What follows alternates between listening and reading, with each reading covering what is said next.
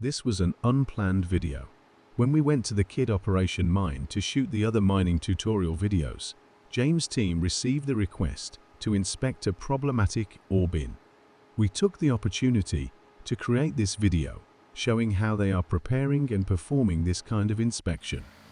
We also have sort of an unplanned one on the list.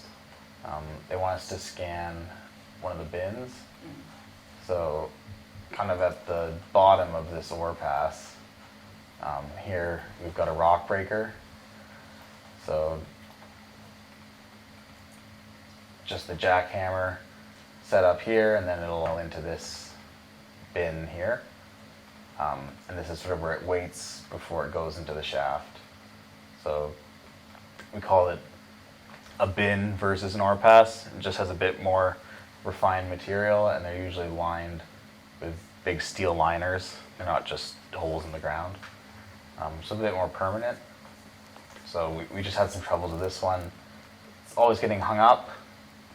It's just not running properly, so they just have to keep blasting it, to kind of get everything shaken up and moved through it. But I mean, we've been blasting it 10 times a day for the last couple days, so something's wrong with it. Something's not happy. But they've cleaned it out now, and now we'll be able to fly it up from the bottom up through the feeder. No, so this one would be one that we'd have to fix. Okay. Yeah, so if we see on the video, it looks really bad, we've corroded, broken into something, yeah, we'll have to, we've done it before. You basically pour a cement plug, you fill it full of a bit of material to where you need to work, pour like cement in it so that nothing's going to fall on your head. You have like a cement kind of cap. Do your work, fix everything you need, and then you go in, drill some holes, blast the cement plug out, and then you're good to go. When inspecting an ore bin, the biggest human risk is the falling rocks. Even if the bin is not in production, the risk is still present. The pilot and co-pilot must stay a few meters away from the bottom of the chute.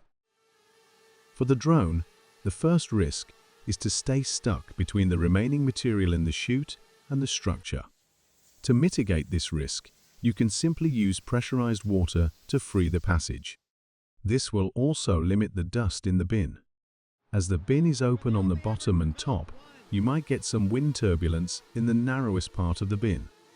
The last risk is the loose rocks that could fall on the drone. For this risk, not much can be done except cleaning the grizzly over the bin from loose rock and limiting its access during the inspection. The purpose of the inspection is to get a complete overview of the inner part of the bin. The data will then be given to the maintenance team. The flight plan is pretty straightforward, flying straight in the ore bin from the bottom, getting video data of all the refractory plates, structures, and potential reasons for a hang-up. Then flying back out, trying to avoid hitting loose rocks on the way out. As the ore bin is small, this inspection could be 1 in 2 flights.